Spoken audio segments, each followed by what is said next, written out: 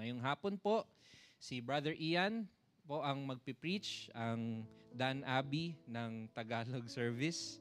Sorry palagi kong joke yun sa'yo. Babalik po tayo sa topic of resurrection or muling pagkabuhay ng mga patay after our holiday series break. At na-design ni God na napaka-challenging po ng topic na binigay kay Brother Ian. So let's pray for him as he preaches mamaya. Kaya as usual, our songs follow the mindset of today's passage. Una po, ang Apostles' Creed.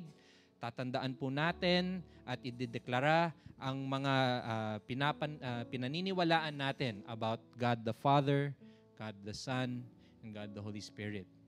At ang pangalawang kanta po, putungan siyang hari or crown him with many crowns, because pag pinag-usapan po ang resurrection, ang pinag-uusapan po ay si Kristo, the King of everything. And so we declare who He is and what He has done. Tapos po yung pangatlong kanta po natin, ngunit aking kilalang tunay. Hindi lang po kung anong ginawa ni Kristo, kundi sino siya. Sino ang kilala natin? Sino ang ating Savior? That's who gives us our peace and security.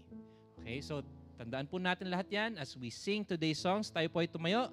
Let's worship the Lord together.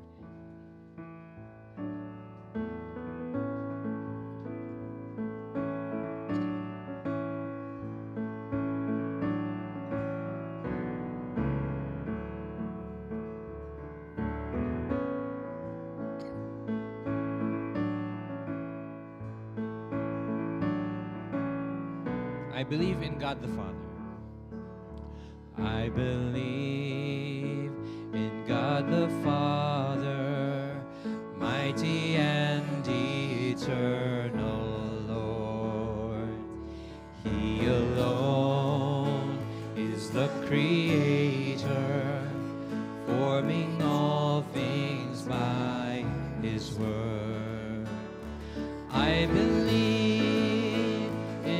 Lord Jesus, God's own Son, who came to earth, born a man by the Spirit, by a virgin given birth. Sing praise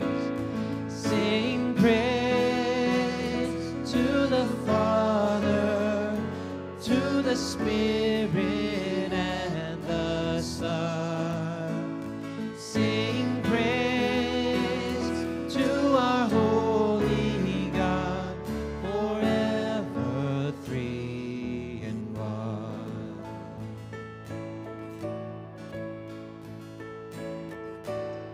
I believe Jesus suffered.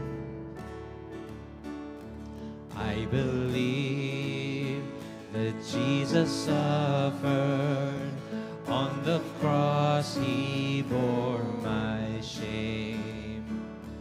I believe that He was buried, then triumphant rose again. Glorified, He has ascended, seated at the Father's side. He will come again in judgment.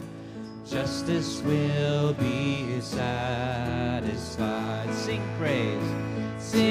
praise to the Father, to the Spirit and the Son. Sing praise to our holy God, forever three in one. I believe the Holy Spirit. I believe the Holy Spirit comes to us from Christ above. I believe the church is holy, one of I believe. I believe I am forgiven through the sacrifice of Christ. I believe in resurrection and in everlasting life. Sing praise. Sing praise to the Father, to the Spirit and the Son. Sing praise to our holy God, forever three in one. Again, sing praise. Sing praise to the Father, to the Spirit and the Son. Sing praise to our holy God, forever three in one.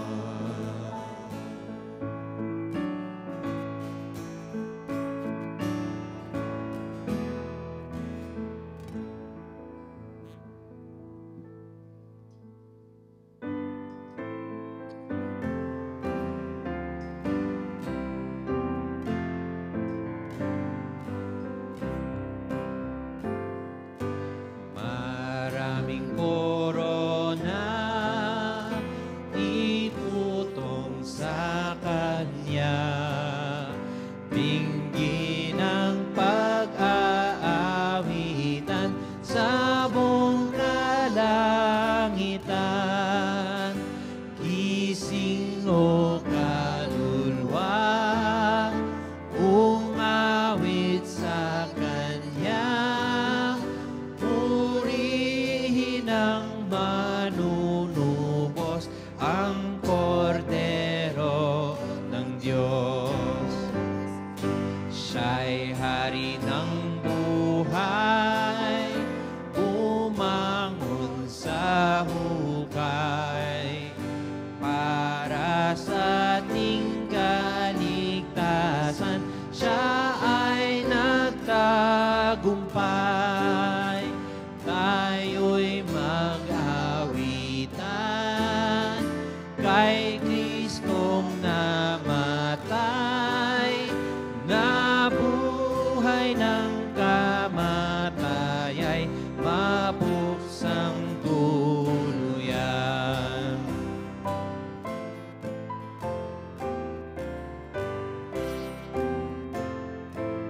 Hari ng pag-ibig. Hari ng pag-ibig na nagpakasakit, masdang Kanyang naging sugat sa inakong hirap. Anghel sa langit man, di kayang pagmasdan ang Diyos na pinako sa krus, Panginoong Jesus. Putungan siyang hari ng kapayapaan, ang setro'y iwawagayway, hinto ang digmaan. Ang paghahari niya ay di magtatapos, hanggang ang langit at lupa'y paghari ang lubos.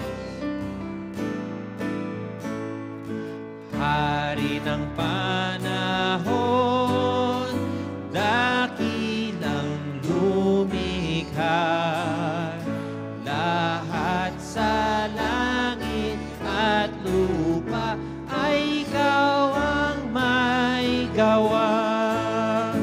Yung dadakilain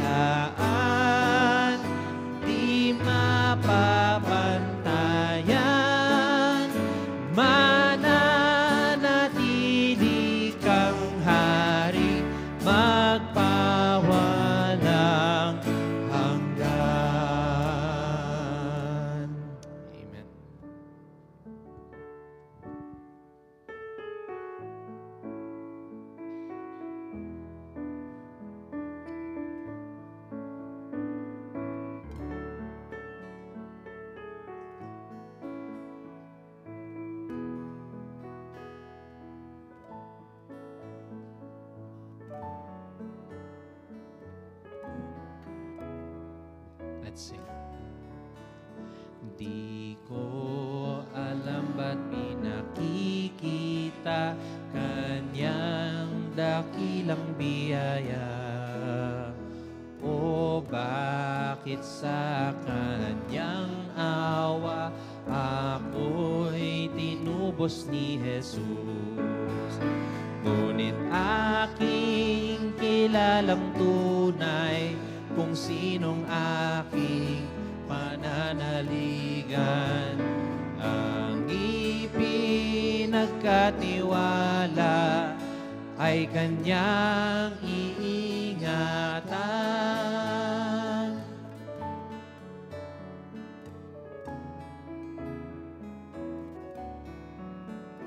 Di ko alam kung paano ako ay nanalig sa salita niya, ay paano puso'y natahimik. Ngunit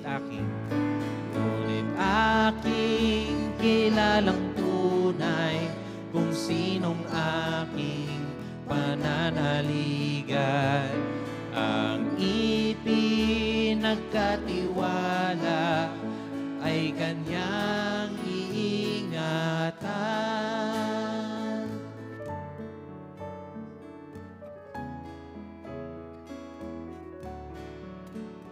Di ko alam kung paano paghatol ng Espiritu mula sa salita ng Diyos, inihayag niya si Jesus. Ngunit aking kilalang tunay kung sinong aking pananaligan, ang ipinagkatiwala ay kanyang iingatan.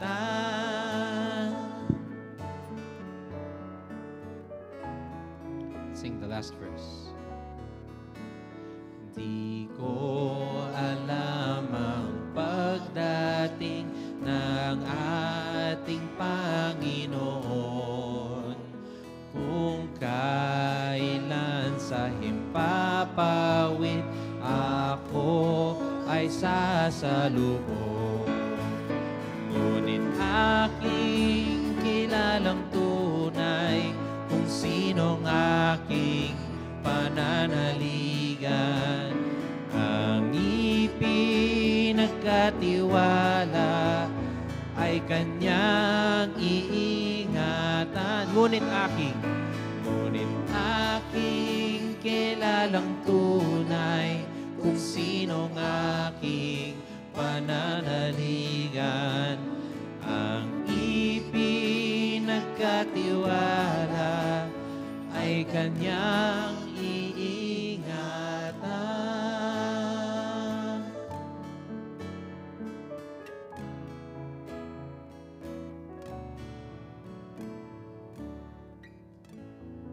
Manatili pong nakatayo para sa scripture reading.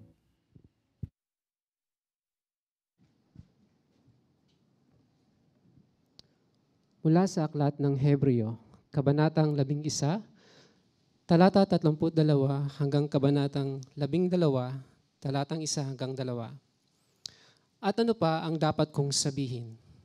Sapagkat kukulangin ako ng panahon kung isasalaysay ko pa ang tungkol kina Gideon, Barak, Samson, Jephthah, David, Samuel, at sa mga propeta, na ang mga ito sa pamamagitan ng pananampalataya ay lumupig ng mga kaharian, naglapat ng katarungan, nagtamo ng mga pangako, nagpatikom ng mga bibig ng mga leon, pumatay ng bisa ng apoy, tumakas sa mga talim ng tabak, lumakas mula sa kahinaan, naging makapangyarihan sa digmaan, nagpaurong ng mga hukbong dayuhan. Tinanggap ng mga babae ang kanilang mga patay sa pamamagitan ng pagkabuhay na muli. Ang iba'y pinahirapan at tumangging-tumanggap ng paglaya upang makamit nila ang higit na mabuting pagkabuhay na muli. Ang iba ay nagtiis ng pagkalibak at paghagupit, at maging ng mga tanikala at pagkabilanggo. Sila'y pinagbabato hanggang mamatay, nilagari, pinagpapatay sa tabak. Sila'y naglibot na may suot na balat na mga tupa at kambing, mga naghihirap, pinag-uusig, inaapi. Na sa mga iyon ay hindi karapat-dapat ang sanlibutan. Sila'y nagpalaboy-laboy sa mga ilang, sa mga kabundukan, sa mga yungib, at sa mga lungga sa lupa. At lahat ng mga ito, bagaman pinuri dahil sa kanilang pananampalataya, ay hindi nila tinanggap ang ipinangako. Yamang naghanda ang Diyos ng lalong mabuting bagay para sa atin upang wag silang gawing sakdal na hiwalay sa atin. Kaya't yamang napapalibutan tayo ng gayong kakapal na bilang ng mga saksi, itabi natin ang bawat pabigat at ang pagkakasalang madaling bumibitag sa atin. At tumakbo tayong may pagtitiis sa takbuhing inalagay sa harapan natin. Pagmasdan natin si Jesus na siyang nagtatag at nagpasakdal ng ating pananampalataya, na dahil sa kagalakang inilagay sa kanyang harapan ay tiniis niya ang krus. Hindi inalintana ang kahihiyan at siya'y umupo sa kanan ng trono ng Diyos. Aklat ng Hebreo, Kabanata 11, talata 32 hanggang Kabanatang 12, talatang 1 hanggang 2.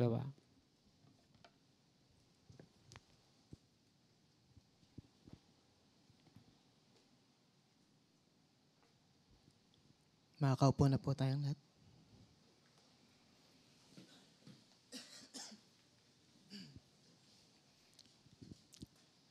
Tayo po'y manalangin. Tunay nga po, aming Diyos na makapangyarihan sa lahat. Kamangha-mangha ka nga po, Panginoon. Ikaw nga po ay tunay na dakila sa lahat. Karapat-dapat na papurihan, pag-alayan ng pagsamba. Maging ang aming paglilingkod ay karapat-dapat po sa iyo. Ikaw po ang banal, banal, banal na Diyos. Kami po ay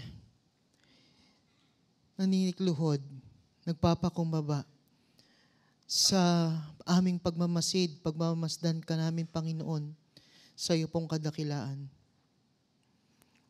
Panginoon, nakikita rin po namin sa patuloy po naming pagmamasid po sa iyo ang aming pong mga kahinaan. Nakikita po namin ang aming pong mga kakulangan, ang aming pagsalansang, pagkakasala. Kaya naman, Panginoon, ito ay aming inihingi po, Panginoon, ang tawad mula po sa iyo. Tawarin niyo nga po kami. Sa Panginoon, sa nakalipas na mga araw, hindi po kami naging perpekto. Wala po sa amin naging perpekto.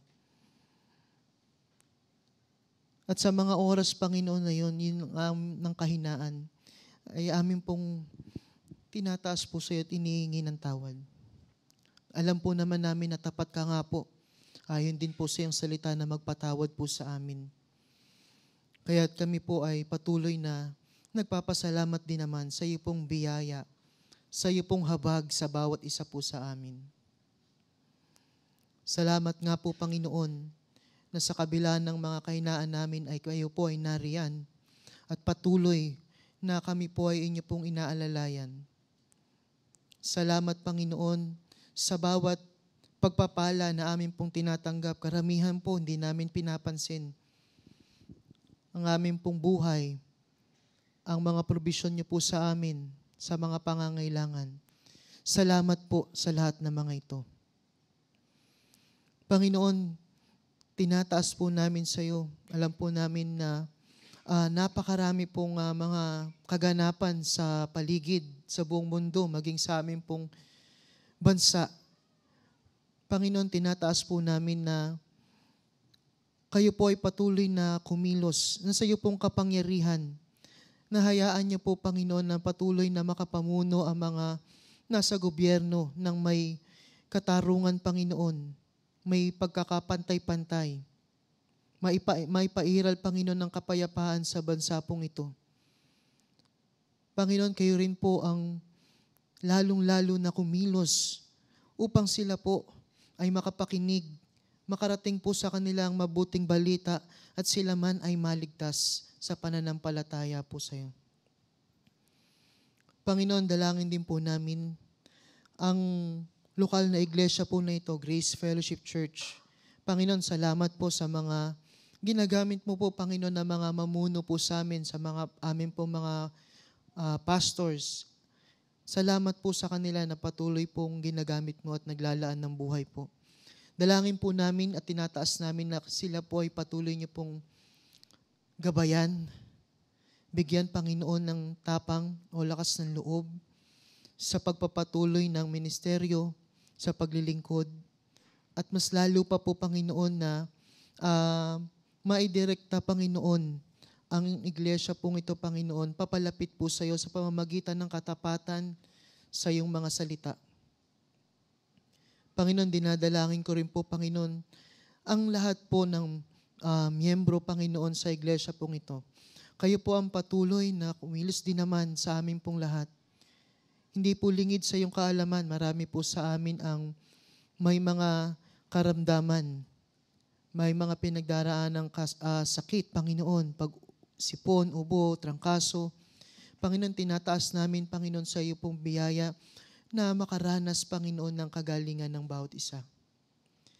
Naalala po namin ang aming kapatid, si Tita Beth Deloso, Panginoon, na hanggang ngayon di pa rin po makabalik sa panambahan.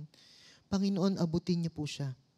Sa mga oras po na ito, bigyan niyo po siya ng lakas ng loob at maalala po ang kabutihan mo sa kanya pong dinaraanan ngayon na problema sa kanyang kalusugan. At hoping, Lord God, na sa iyong biyaya ay makasama po namin siyang muli. Gayon din, Panginoon, sa mga ilang po sa amin na mga pinagdaraanan ay may problema sa pinansyal. Panginoon, alam po namin din na kayo po ang tapat sa lahat. Kaya, Panginoon, kayo po ang nagbibigay ng oportunidad sa bawat isa, Panginoon. Yan po ang dalangin namin na matugunan ang mga pangangailangan ng bawat isa po. Gayon na rin, Panginoon, ang may mga problema, Panginoon, sa relasyon. Panginoon, tulungan niyo po kami na magpakumbaba, magpatawad at humingi ng tawad. Upang, Panginoon, makita ang iyong pong liwanag, maging sa aming pong paano po kami makipagrelasyon, Panginoon. Panginoon, dinadalangin namin ang oras po na ito sa aming pagtitipon. Tinataas po namin na ikaw, Panginoon, ang patuloy na maitaas sa kalagitnaan namin. Hayaan niyo po, Panginoon, na ang katotohanan ng iyo pong salita ang maipahayag, Panginoon, sa aming pong kalagitnaan. Dalangin po namin na ang kapangyarihan ng banal na Espiritu ang siya pong magpaunawa, magbigay liwanag sa mga salita mo sa aming kaisipan, upang sa gayon, Panginoon, ay mailapat namin ito, Panginoon, sa aming mga buhay. May pamuhay po namin sa bawat araw. Makapagpatuloy po kami ng may lakas ng loob sa pakikibaka, Panginoon, sa kasalanan at maging sa mga maling kaisipan sa aming paligid. Panginoon, tinataas ko po ang aking sarili sa iyo na kayo po ang patuloy na tumulong at hayaan niyo po, Panginoon, na ang katotohanan lamang ng salita mo ang aking maipahayag sa hapon pong ito. Tago niyo po ako sa iyong krus at kayo lamang po ang maluwalhati, aming Panginoong Hesus. Ito ang aming dalangin, Ama, sa pangalan ng Panginoong Hesus at patnubay ng Espiritu Santo. Amen.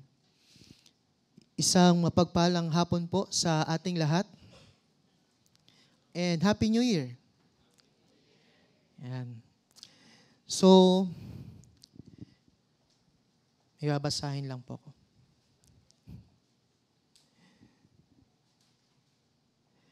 I give you thanks that you count me worthy to be numbered among your martyrs, sharing the cup of Christ and the resurrection to eternal life, both of soul and body, through the immortality of the Holy Spirit.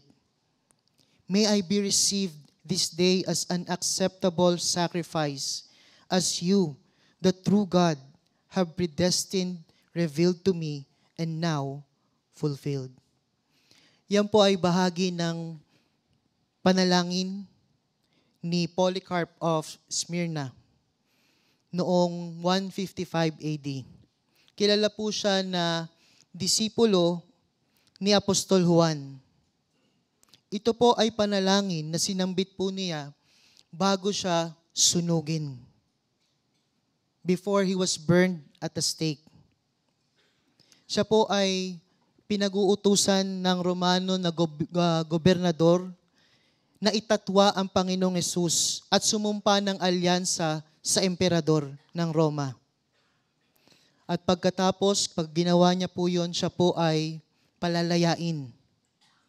Subalit, ang sagot ni Polycarp, 86 years have I served him, and he has done me no wrong. How can I blaspheme my King and my Savior? At pagkatapos, pinagbantaan siya ng gobernador na ipakain sa hayop at susunugin. Subalit nagpatuloy din siya sa pagtanggi na itatwa ang kanyang pananampalataya. Kaya inihanda ang apoy at siya po ay sinunog. Muli, bago siya sunugin, binigkas niya ang mga katagang iyon, mga panalangin iyon, na nagpapakita po ng kanyang pananalig kay Kristo. At hindi lamang sa kay Kristo, maging ang kanyang pag-asa sa resurreksyon o muling pagkabuhay, sa buhay na walang hanggan. Yan po ang pag-asa na pinakita niya sa panalangin pong ito. Ang muling pagkabuhay, ang pag-asa po sa buhay na walang hanggan, ang siyang dahilan ng marami pong Kristiyanong martir na kanila pong pinagtiyagaan ang hirap, maging nga po dumaan sa kamatayan. Dahil po sa kanila pong pag-asa sa buhay na walang hanggan, pinagtiisan po nila ang lahat. Alisin po natin ang buhay na walang hanggan, take away, resurrection, wala pong kahalaga ang lahat. Walang kabuluhan para sa atin ang lahat. Kung wala po tayong tinatanaw na muling pagkabuhay. At yan po ang ating makikita sa mga talata na ating pong tatalakayin sa hapon pong ito. Samahan niyo po kong basahin. Unang mga taga-Korinto 15 verse 29 to 34. Maaari po tayong tumayo, ang may kayang tumayo. Ito po ang sinasabi. Kung hindi gayon, ano ang halaga ng pagpapabautismo ng mga tao para sa mga patay? Kung talagang hindi bubuhayin muli ang mga patay. Kung talagang hindi bubuhayin muli ang mga patay, bakit nagpapabautismo ang mga tao alang-alang sa kanila? At bakit pa kami nalalagay sa panganib sa lahat ng oras? Walang araw na di ako nabibingit sa kamatayan. Mga kapatid, sinasabi ko ito sapagkat ikinararangal ko kayo, alang-alang kay Kristo Jesus na ating Panginoon. Kung ang pakikipaglaban ko sa mababangis na kaaway sa Efeso ay para sa tao lamang, ano ang mapapala ko? Kung hindi rin lamang bubuhayin muli ang mga patay, mabuti pa'y sundin na lamang natin ang kasabihang ito. Kumain tayo at uminom, sapagkat bukas tayo'y mamamatay. Huwag kayong paloloko. Ang masasamang kasama ay nakakasira ng mabuting pagkatao. Magpakatino kayo at talikuran ang pagkakasala. Ang iba sa inyo'y hindi kilala ang Diyos. Sinasabi ko ito upang mapahiya kayo. Tayo po ay makakaupo na. Pagpalain ng Diyos ang kanyang mga salita. Ang ating pag-aaral, ang pamagat po ay pag-asa sa muling pagkabuhay, dahilan ng makadiyos na pamumuhay. Meron po tayong tatlong bahagi sa hapon pong ito. Ang dahilan sa pananampalataya at pagpapabautismo, unang bahagi. Ikalawa, ang dahilan ng pagpapakasakit at pagtitiis. Ikatlo, ang dahilan sa pag-iwas sa kasamaan. Muli po, sa ating pagbabalik tanaw, Ang problema po sa kabanata na ito, chapter 15 ng unang Korinto, na atin pong tinalakay na sa nakalipas, ay may ilan po sa kanila ang tinatanggi ang muling pagkabuhay, the bodily resurrection. Ito po ay dahil sa impluwensya sa kanila ng mga maling tagapagturo. At para po ito ay labanan, prinisinta po ni Apostol Pablo ang kanyang argumento mula po sa unang talata pa lamang ng Kabanata 15. Sa unang 11 talata ay ang historical argument na kung saan ay pinakita po na may mga sumaksi, marami pong nakasaksi sa muling pagkabuhay ng Panginoong Hesus. Sa talatang 12 hanggang 19 naman po ay ang theological argument niya in a negative sense. Pinapakita na bawat paniniwalang Kristiyano ay walang kabuluhan kung wala pong muling pagkabuhay o resurrection. Gayon na rin sa talatang 20 hanggang 28, yan po yung nakaraang linggo, last Sunday, ang pinapakita po ang impact ng muling pagkabuhay ng Panginoong Hesus.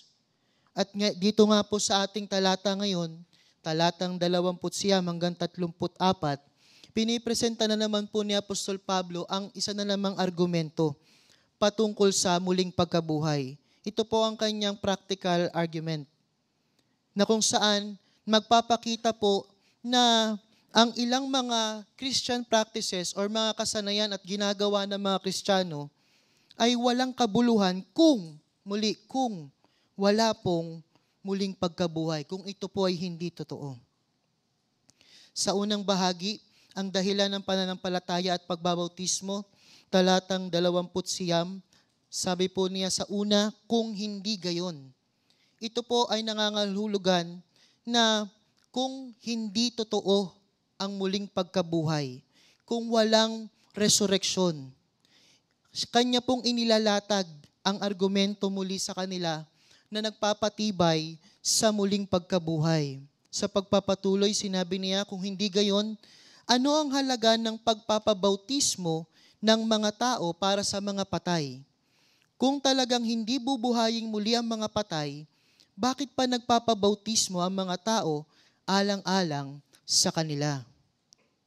Ito po ang mahirap na bahagi sa aralin po na ito, ang talatang 20.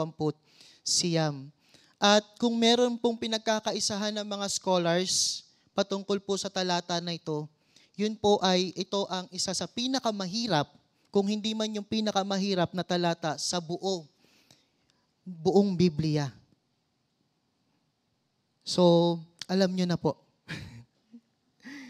Wala pong makapagsasabi ng 100% kung ano ba talaga yung tinutukoy po dito ni Apostol Pablo sa talatang 20. At yan po ay base po sa mga sinabi ng mga dalubhasa sa pag-aaral ng Biblia.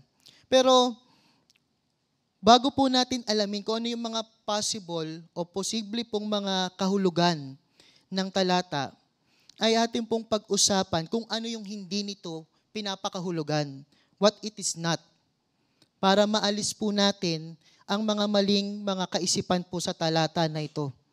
And then, mula po doon ay atin pong titignan kung ano po yung mga malapit na pakahulugan ni Apostol Pablo.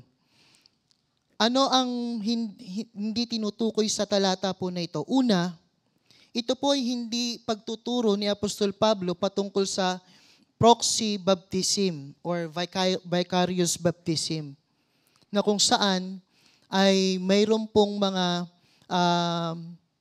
mga tao na buhay pa nagpapabautismo para po doon sa mga patay.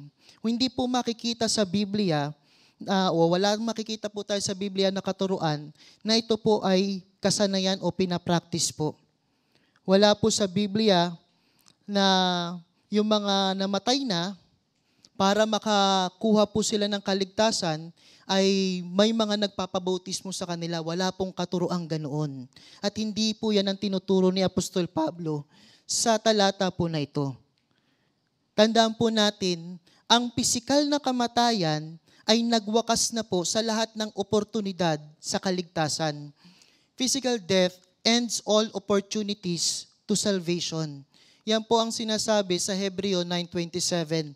Itinakda sa mga tao na minsan lamang mamatay at pagkatapos ay ang paghuhukom.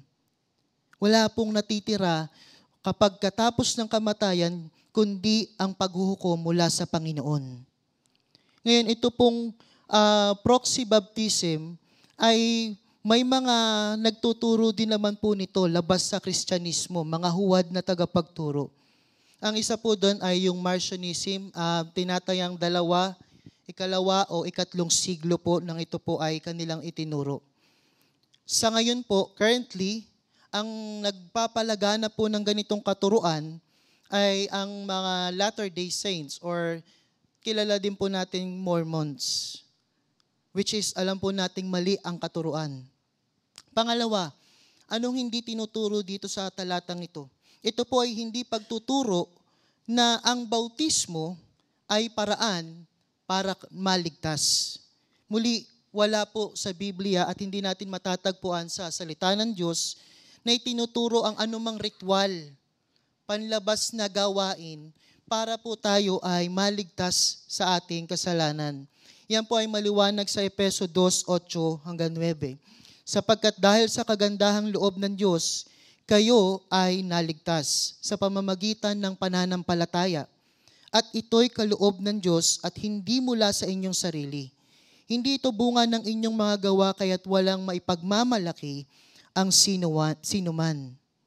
Muli, wala pong magagawa ang tao na anumang ritual upang mailigtas niya ang kanyang sarili sa kasalanan. At kung wala pong magagawa na anumang ritual ang isang tao para mailigtas ang kanyang sarili, lalong-lalo na po, wala rin pong magagawa siya na ritual para mailigtas naman ng ibang tao.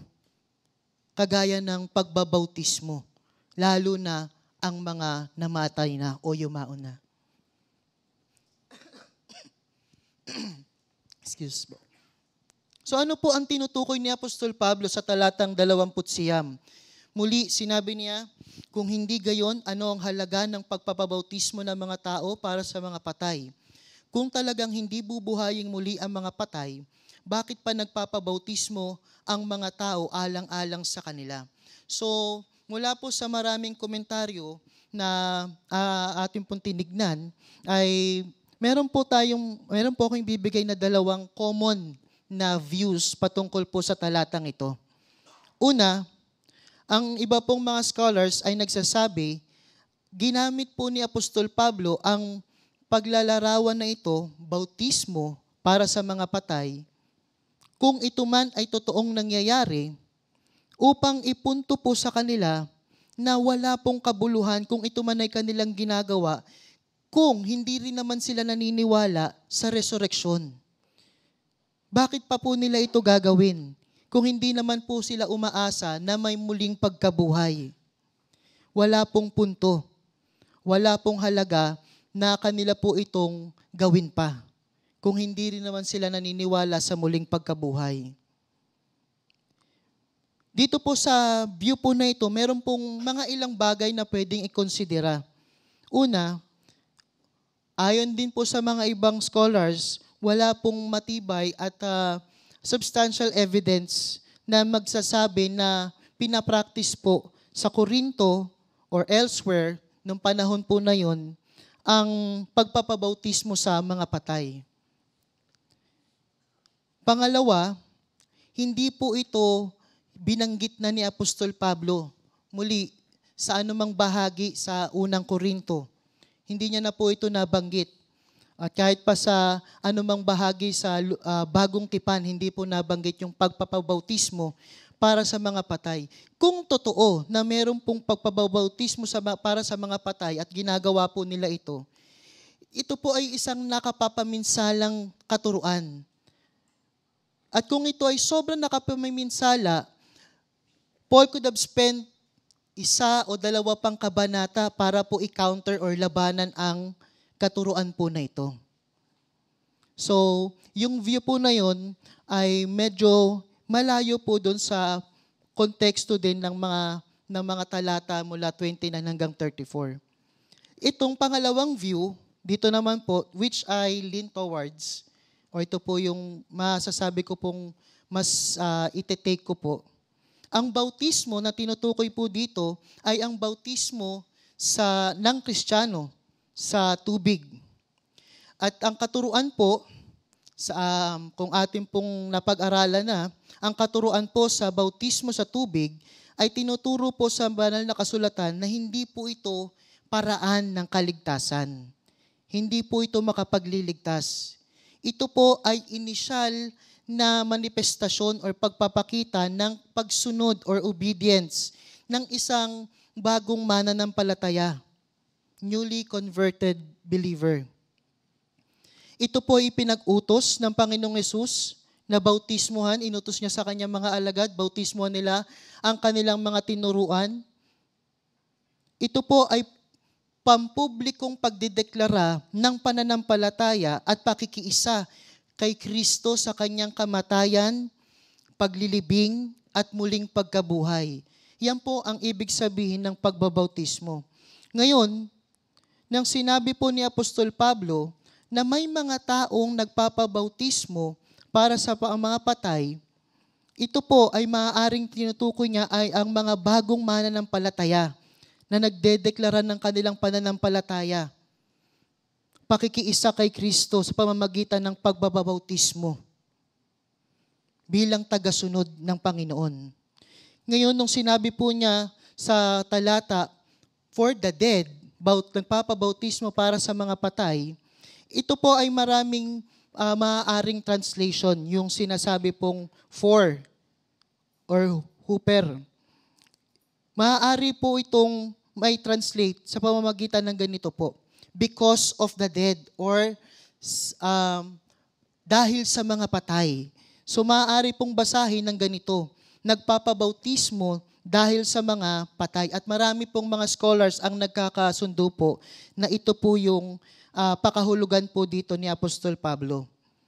Ibig sabihin lamang po nito na kaya po nagpapabautismo ang mga bagong mananampalataya ay dahil nakita po nila sa mga namatay na mga mananampalataya ang pag-asa po nila sa buhay na walang hanggan.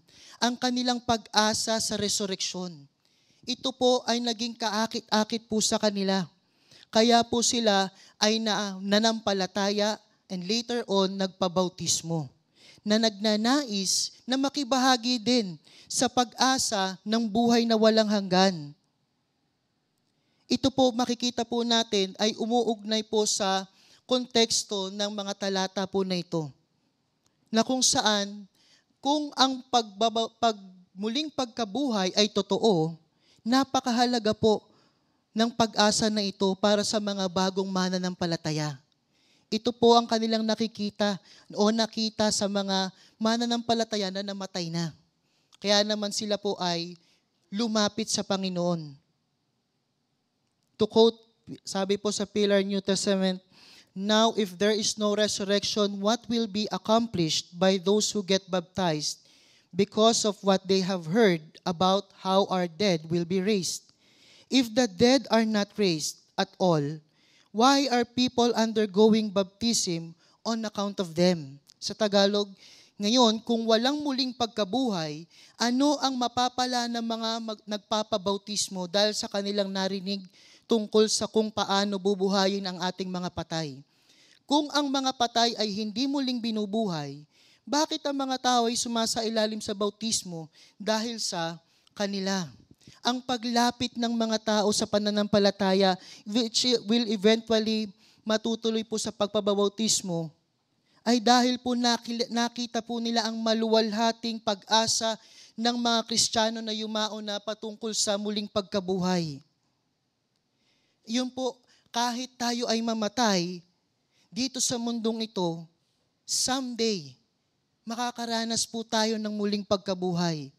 Pinagtitibay po nito ang ating pag-asa sa muling pagkabuhay na ito ay totoo.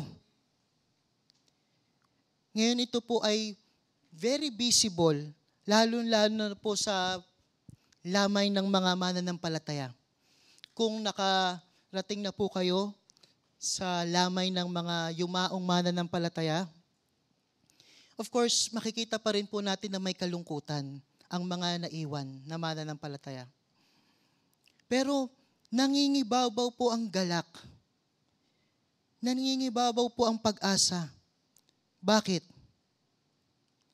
Dahil mayroon pong pag-asa na isang araw ay muling magkakaroon ng reunion ang mga naiwan sa yumao na.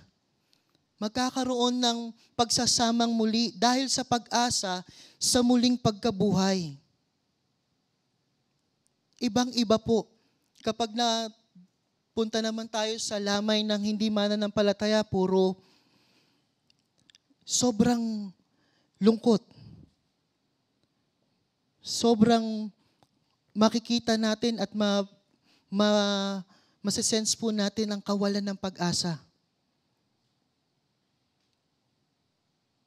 Ngayon, ano man dun sa dalawang views na prinisenta po ngayon, ay makikita pa rin po natin ang punto ni Apostol Pablo na kung walang pagkabuhay na maguli, bakit pa natin gagawin to?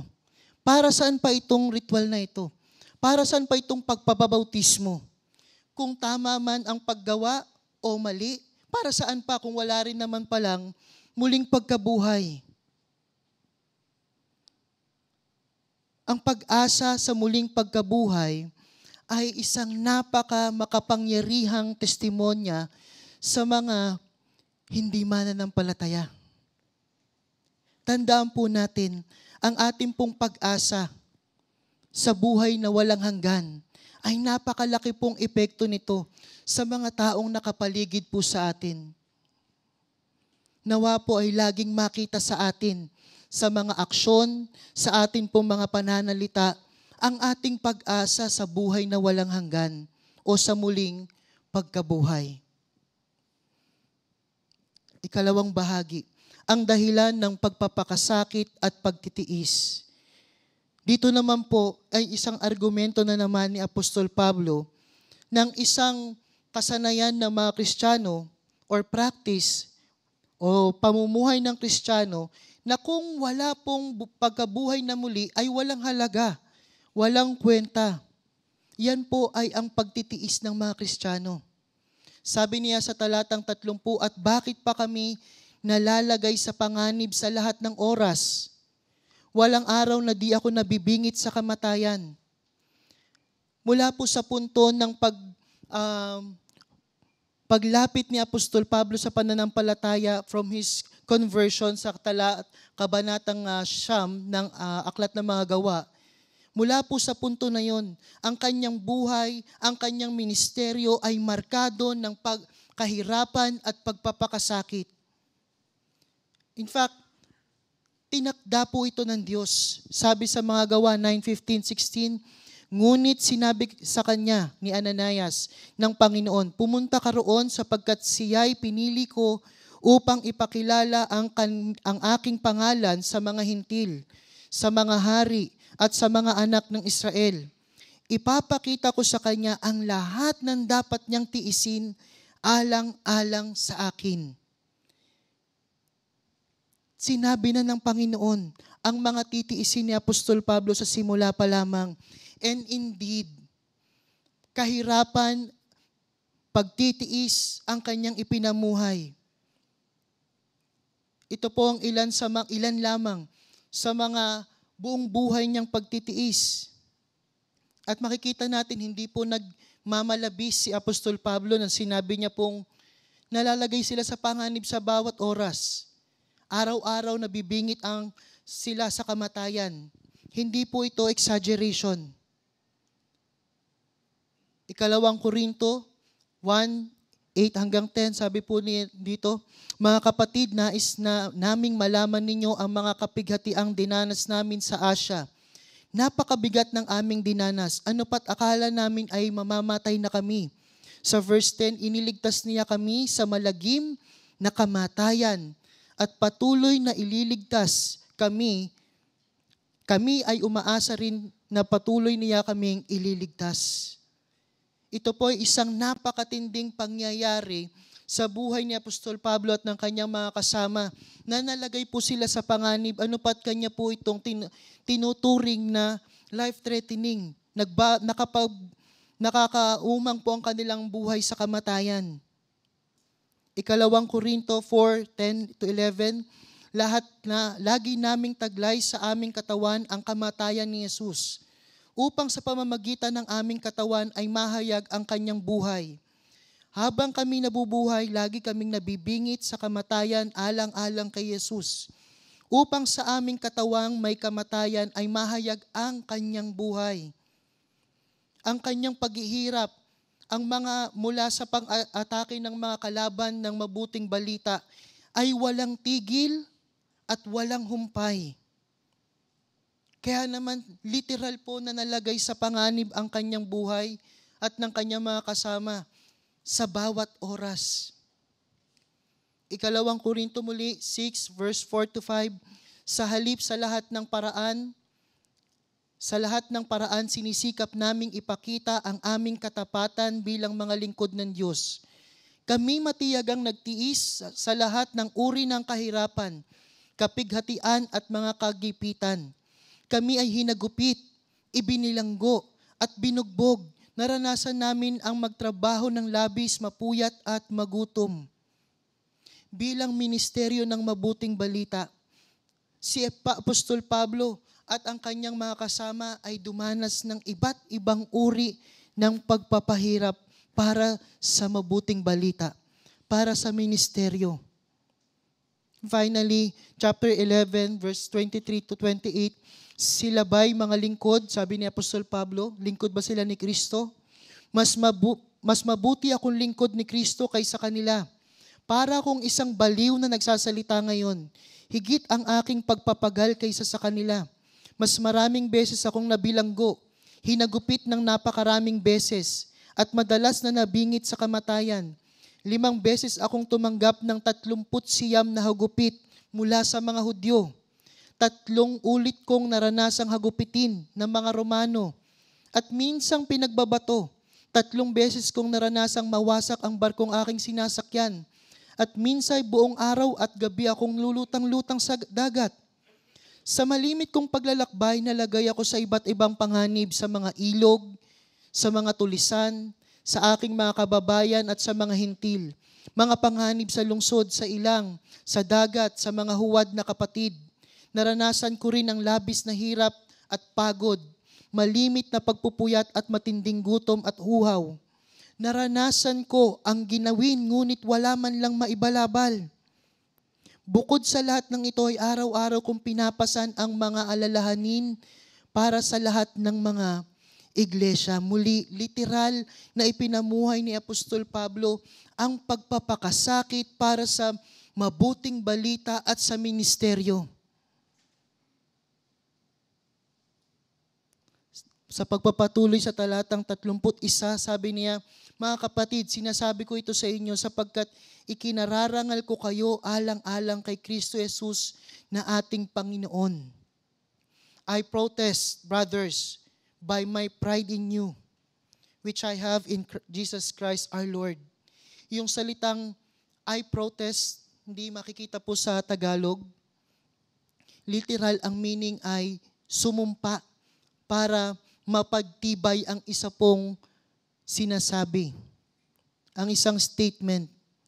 Ang sinasabi lamang po ni Apostol Pablo dito ay mariin at matindi niyang pinagtitibay na siya po ay malakas ang loob sa kaligtasan ng mga taga-Korinto at sa kanilang muling pagkabuhay kay Kristo Jesus. Ito ay nakaangkla sa Panginoong Jesus. Kaya naman, sila po ay nag-alay ng buhay nila para sa mabuting balita araw at gabi. Itinaya ang kanilang buhay. Willing na pagdaanan ang lahat ng pasakit para sa pag-asa ng muling pagkabuhay. Verse 32, kung ang pakikipaglaban ko sa mababangis na kaaway sa Epeso ay para sa tao lamang, Ano ang mapapala ko? What do I gain? If humanly speaking, I fought with beasts at Ephesus. Hindi po malayong mangyari ito at hindi mahirap paniwalaan na maaaring ang pinagdaanan literal ni Apostol Pablo na siya ay ipalaban sa mga hayop, beasts. Meron po talagang tradisyon yan ang mga Romano. Nakalaan para sa mga mabababang uri na mga tao nung panahon na yon. Ang tawag po nila damnatio ad bestias. Hindi po malayong talagang pinagdaanan ni Apostol Pablo yon.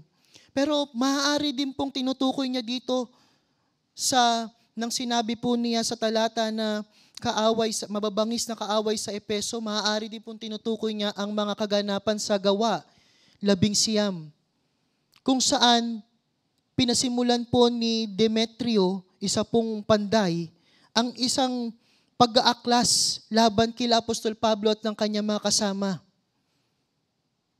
Nabingit po sila sa panganib muli para sa kanilang pagpapahayag ng mabuting balita. Whichever is the case, ito po ay maliwanag na tinutukoy na naman ni Apostol Pablo ay isang karanasan na kung saan may pagbabanta sa kanilang buhay para sa mabuting balita. Sa huling bahagi ng talatang 32, kung hindi rin lamang bubuhayin muli ang mga patay, mabuti pa'y sundin na lamang natin ang kasabihang ito. Kumain tayo at uminom, sapagkat bukas tayo'y mamamatay. Muli, ang punto ni Apostol Pablo, ano ang mapapala? Ano ang makukuha para sa pagpapakasakit na literal nilang pinagdaanan araw-araw kung walang muling pagkabuhay? Bakit nila ito pagdadaanan? Lahat ng ito ay walang kabuluhan, walang punto, walang kahulugan. Kung hindi rin naman tayo pala magtatamo ng muling pagkabuhay, bakit pa natin ito pagdadaanan? Ba't pa tayo magtitiis? Kaya nga sinabi niya, nag-quote siya ng isa pong pananalita, sabi niya, kumain na lang tayo at uminom. Kung bukas din naman, mamamatay na tayo at wala na.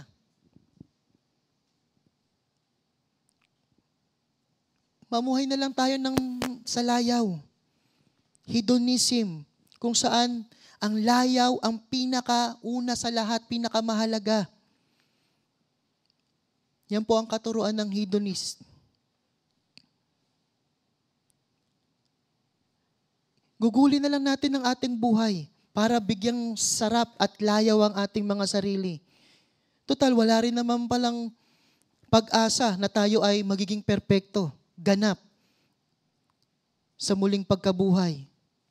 Bakit pa tayo magpapakasakit para tayo ay mamuhay ng may katuwiran, kabanalan sa mundong ito?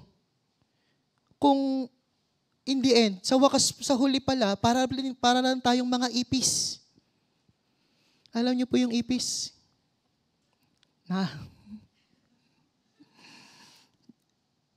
Ako po, diring-diri po ako sa ipis. Pero pag pinatay natin yun, wala na. Yun na yun, para sa mga ipis. Kung ganun lang din naman po tayo, kagaya sa ipis, bakit pa tayo magpapakasakit? Bakit pa inalay ng mga apostol ang kanilang buhay?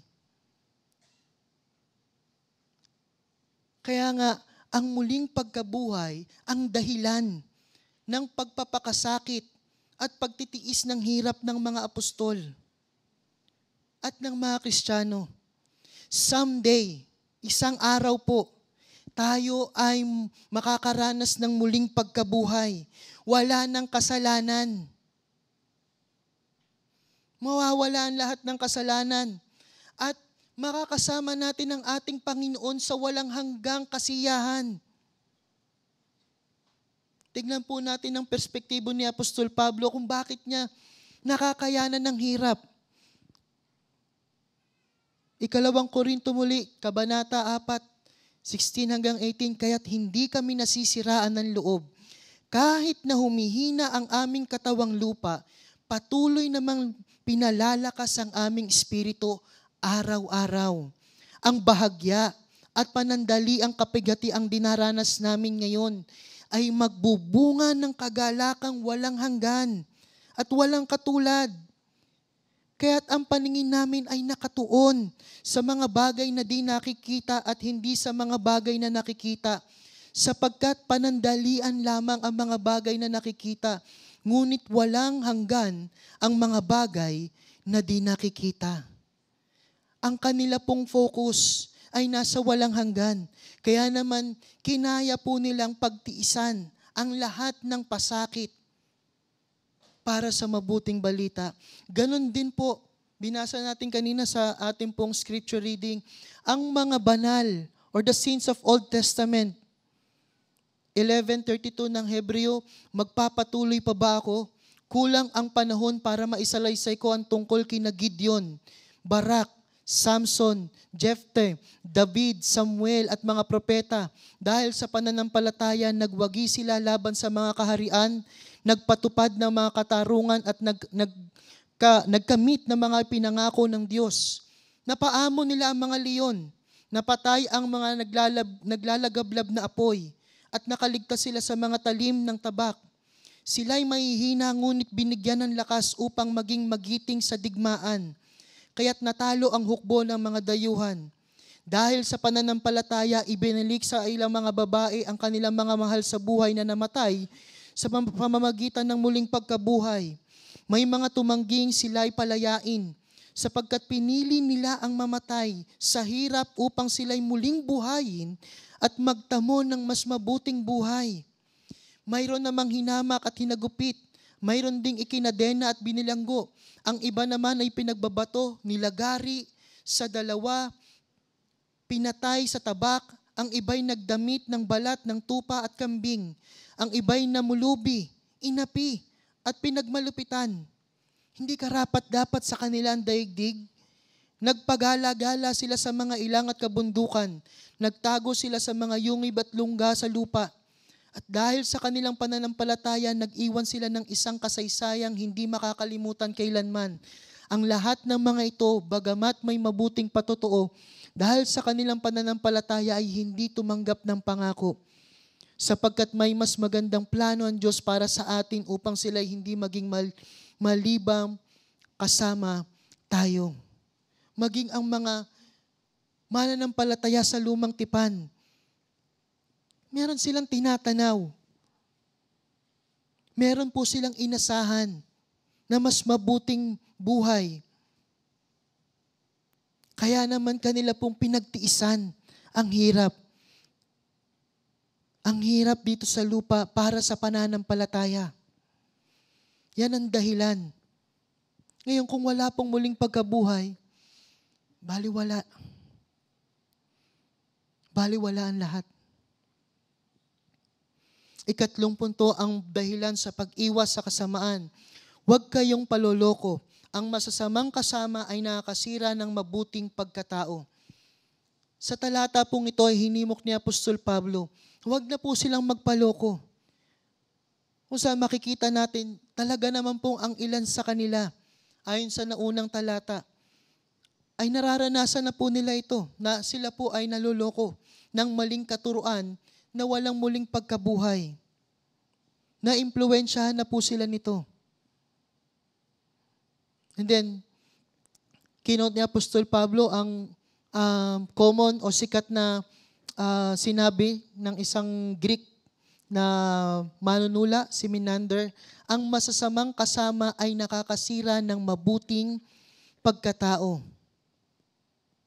Dahil po, since ang resurrection o ang muling pagkabuhay ay totoo, dapat po nilang iwasan, itigil na ang pakikisalamuha sa mga tao na mayroon pong maling katuruan na pinapalaganap sa kanilang kalipunan. Ito po ay maling katuruan. Yung binanggit po sa talata, masasamang kasama, ibig sabihin po niyan ay close association with someone. Malapit na po sila sa mga huwad na tagapagturo nito, nagpapakalat ng huwad na katuruan. Yan po ang dapat na itigil ng mga taga-Korinto. Stop hanging out with these people na itinatatwa ang muling pagkabuhay. Bakit? Dahil ito po ay humahatak po sa kanila sa maling kaisipan at hindi banal na pamumuhay, masamang pamumuhay. Humahatak sa kanila sa hedonismo. Walang pakialam sa walang hanggan. Gawin mo na lahat dito. Magpakasarap ka na dito. Yan po ang nangyayari sa kanila. Sa kalagitnaan mo po ng mga taga-Korinto. Mula sa impluensya ng mga maling katuruan, ay nagbubunga po ito ng hindi matuwid na pamumuhay. Kaya naman, hindi na tayo kailangan magtaka kung bakit ang daming issue tinalakay na ni Apostol Pablo sa nakalipas na mga kabanata sa unang Korinto. Iba't iba. May imoralidad, may usapin sa legal na usapin, nagdedemandahan, merong maling paggamit ng kalayaan ng Kristiyano, iba-iba po ang naging issue. Verse 34, sabi ni Apostol Pablo, magpakatino kayo at talikuran ang pagkakasala. Ang iba sa inyo'y hindi kilala ang Diyos. Sinasabi ko ito upang mapahiya kayo. Ito po ay matindi na mga utos mula kay Apostol Pablo na nagpapakita kung gaano kaseryoso na ang sitwasyon, kung gaano kadelikado ang sitwasyon kung saan naroon ang mga taga-Korinto. Andyan na sa harapan nila, magkakausap po sila palagi. Wala, hindi po nila nire-rebuke ang maling katuruan. Sabi, magpakatino kayo. O ibig sabihin, gumising kayo. Bumalik kayo sa tamang kaisipan. Kung saan naroon sila, nandun na sila sa mahimbing na pagkakatulog nila sa maling paniniwala. Mapanganib ang kanila pong tinatahak na landas. Pagtatwa sa muling pagkabuhay, nauuwi po nagbubunga sa pagpapasarap ng kanilang mga sarili sa kasalanan. Tinatawag po sila ni Apostol Pablo na bumalik sa katotohanan at itigil ang kasalanan. Palaging naririnig natin mula kay John MacArthur, doctrinal purity must be accompanied with purity of life. Ito po nangyayari. Lumilihis sa katotohanan ng mga taga-Korinto, kaya naman sila po ay nauuwi sa maling pamumuhay. Sabi ni Apostol Pablo sa kanila, ang iba sa inyo hindi kilala ang Diyos sapagkat tinatatwa nila ang muling pagkabuhay. And yet, kanila pa rin pong they still cuddle itong mga maling tagapagturo na ito. Parang hinihele po nila sa kanilang mga bisig. Layuan nyo sila. Sabi ni Apostol Pablo. Kaya ganito katindi ang kanyang sinabi ay upang sila ay mapahiya. Bakit? Sila po ay napakalaki ng oportunidad na manindigan sa katotohanan. Bakit? Dahil ipinahayag po sa kanila ang mabuting balita, ang muling pagkabuhay. Si Apostol Pablo mismo ang naghayag sa kanila nito. Inaral po natin sa talatang 1 hanggang 3. And yet, pinapayagan po nila ang kamalian ng katuruan na magparami sa kanilang kalagitnaan. Pero hindi naman po ito panawagan pa na totally isolate or separate. Ihiwalay na nila, wag na silang makisalamuha sa ibang mga tao. Parang Amish community. Hindi naman po ganoon. Ito po ay matinding pagpapaalala mula kay Apostol Pablo na kanila pong dapat i-discern at mag-ingat sa pag-entertain ng mga tao na nakaka-impluwensya po sa kanila.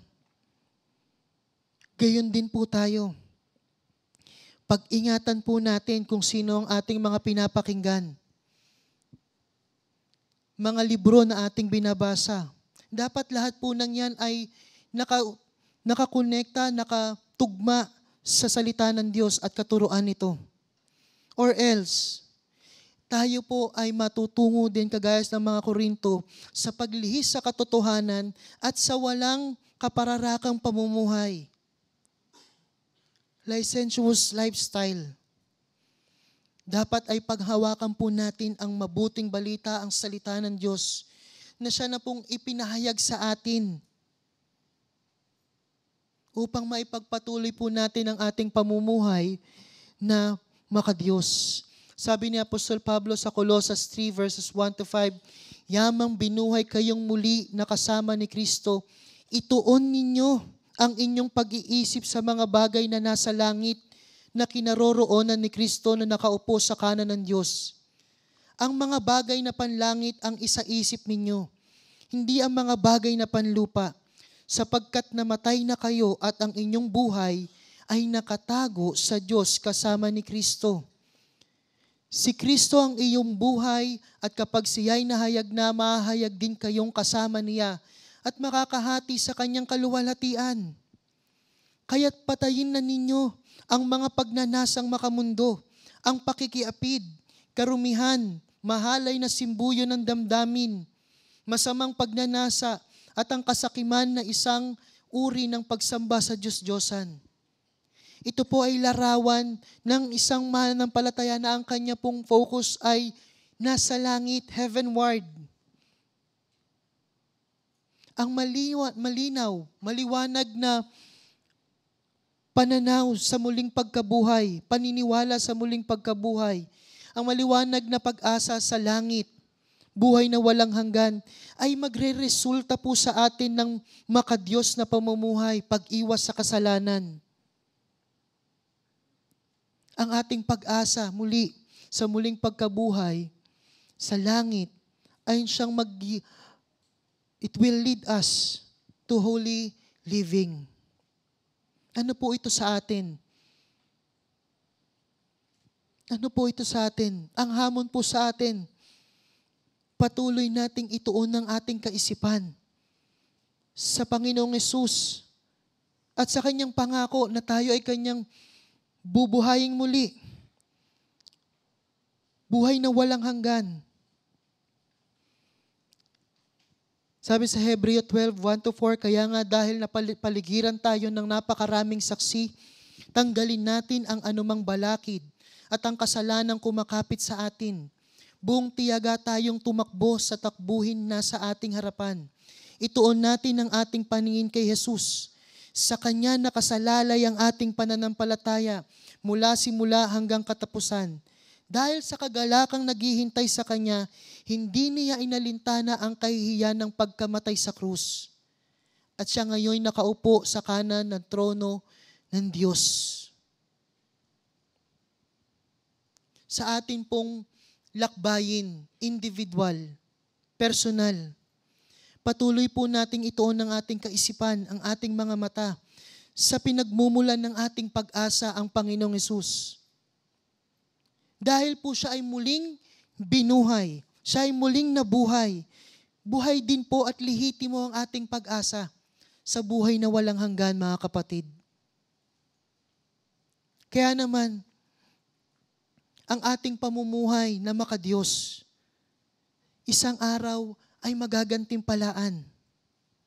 Ang lahat ng ating pagpapakasakit para sa katuwiran, para sa mabuting balita, ang lahat ng pagpapakasakit ay matatapos at makakaranas tayo ng buhay na walang hanggang kasama niya.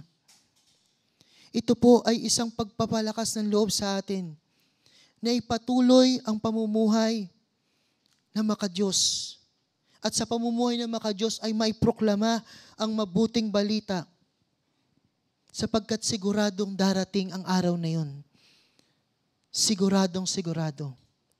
Bilang iglesia, as a church, maaaring mayroon po sa atin sa ating kalipunan na maaaring nakakaranas na po ng panlulumo o pagkapagod sa paglilingkod sa Panginoon at sa iglesia.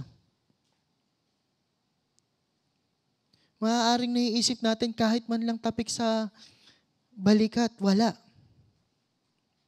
Para sa mga ginagawa natin. Eyes on the prize, kapatid. Ang ating gantimpala ay sa langit. Tiyak na tiyak. Kung saan igugugol natin ang walang hanggan kasama si Jesus. At kagaya ng pinunto ni Apostol Pablo, lahat ng mga pagpapakasakit na ito, it's all worth it. Bakit? Bubuhayin tayo ng Diyos. Bubuhayin tayo ng Diyos na maguli. Kaya naman ituon natin muli ang ating paglilingkod sa Panginoon at pagpapakasakit at ang ating mga mata sa pag-asa ng muling pagkabuhay. Ngayon, para po sa wala pa ng pag-asa po na ito, nakaupo ka dyan. Wala ka pa nitong pag-asang sinasabi sa muling pagkabuhay. Ito po ay isang babala sa atin. Be warned. Kung wala tayong pag-asa, ito po ay maaaring indikasyon ng pagmamahal natin sa kasalanan. Maaaring kung bakit natin patuloy pa rin dinideny o hindi natin binibigyang pansin ng pag-asa na ito sapagkat na-enjoy pa natin ng kasalanan ang layaw sa mundo. Kaibigan, ito ay isang napakadelikadong landas na tinatahak. In the end, unholy affections, ang mga hindi banal na apeksyon o pag-ibig natin, ang hindi banal na ang masamang pamumuhay ay ebidensya po ng hindi pagiging makadiyos. Kapatid, tinatawag ka ngayon sa pag-asa kay Kristo. Kung ating isusuko ang ating buhay sa Kanya at mananampalataya, tatanggap po tayo ng pag-asang ito, ang pag-asa sa buhay na walang hanggan. Luwalhati sa ating nag-iisang Diyos at tagapagligtas ang Panginoong Hesus.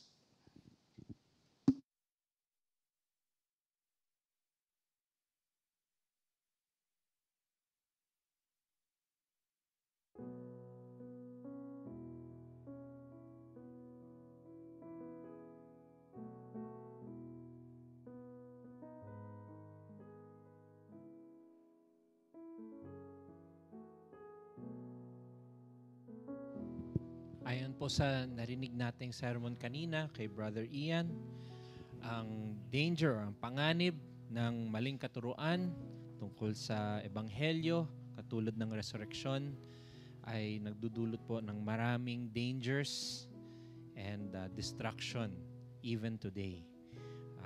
Kaya po, bilang pong mga Kristiyano, tayo po ay dapat kumapit sa bawat katotohanan sa salita ng Diyos. Kaya po linggo-linggo at araw-araw po dapat natin inaaral ang salita ng Diyos.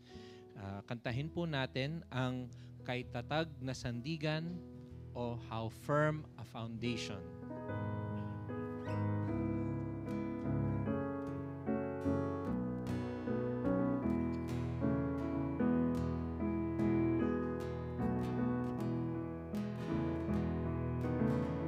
Let's sing.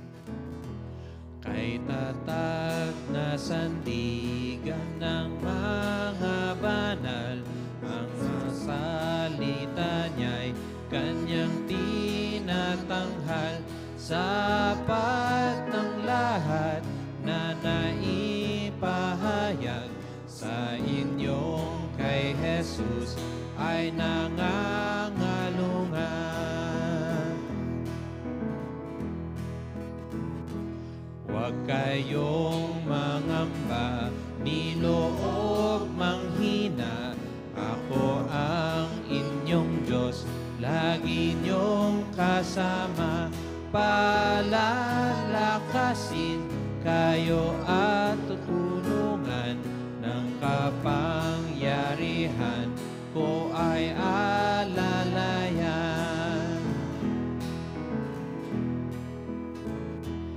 Kung kapighatian may mararanasan, matinding hapis man ay makakayanan, hindi pabayaya at pakabanalin sa buhay niyong inyong mga suliranin. Kung sa matinding pagsubok man dadaan, biyaya kung sapat ang siyang nakalaan, di masasaktan ang hangarin ko lang, sa kabanalay ginto kayong kikinam. Last verse. Ang kaluluwang kay Jesus ay nananangan sa mga kalabay, di pababayaan kahit sa buong pwersa ng karimlan. Kaluluwa'y di ko kailanman iiwanan.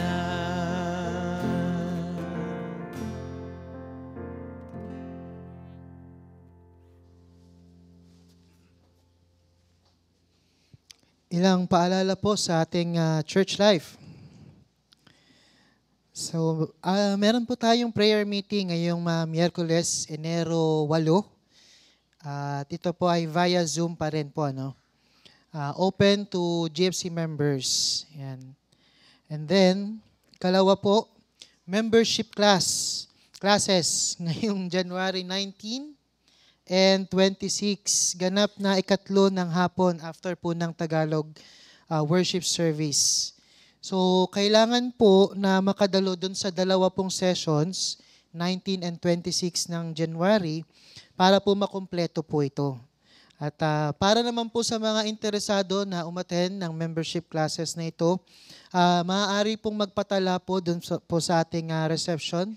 At meron po tayo dong registration pagkatapos po ng worship services. Okay. So tayo po ay manalangin. Dakilang Diyos, tunay nga po na ikaw ay napakabuti po sa amin. Salamat, Panginoon, sa iyong salita. Hindi niyo po kami iniwan na nangangapa sa dilim. Sa halip, meron po kaming liwanag ang iyo pong salita na aming pong panghahawakan, ng aming pong mapaninindigan, pagmumulan ng aming pong paniniwala at ng aming pamumuhay na may kabanalan. Panginoon, tulungan niyo po kami sa mga araw na darating na patuloy, Panginoon, ng aming pag-asa sa iyo sa muling pagkabuhay ay aming pong maalala, aming pong patuloy na maipamuhay. Saan man po kami naroon, naway makita po ang pag-asa na ito sa aming mga tiisin, sa aming mga suliranin, sa lahat, Panginoon. Makita, Panginoon, na kami ay may pag-asa sa iyo. Salamat nga po.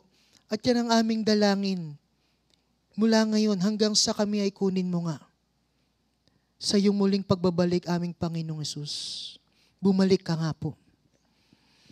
Ang Diyos ng kapayapaan ang siyang muling bumuhay sa ating Panginoong Hesus na naging dakilang pastol ng mga tupa dahil sa kanyang dugo na nagpatibay sa walang hanggang tipan. Naway ipagkaloob niya sa inyo ang lahat ng kailangan ninyo upang maisagawa ang kanyang kalooban at sa pamamagitan ni Jesucristo ay gawin niya sa atin ang nakalulugod sa kanya. Papurihan nawa si Kristo magpakailanman. Amen.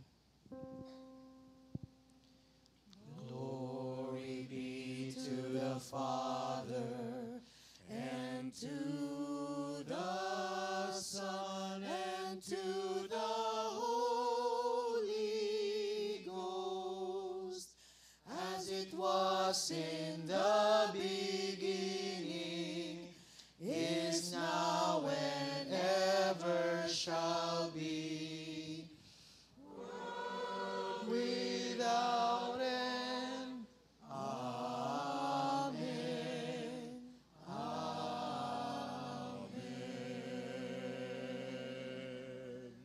Mapagpalang linggo po sa ating lahat.